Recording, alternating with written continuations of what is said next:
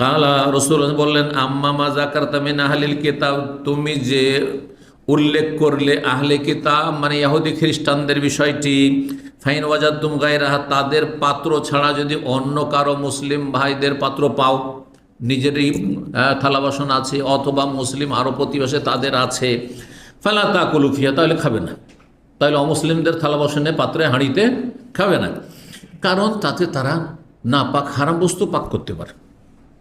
আপনি অমুসলিমের গ্লাসে পানি পান করছেন, ওতে মদও খেতে পারে।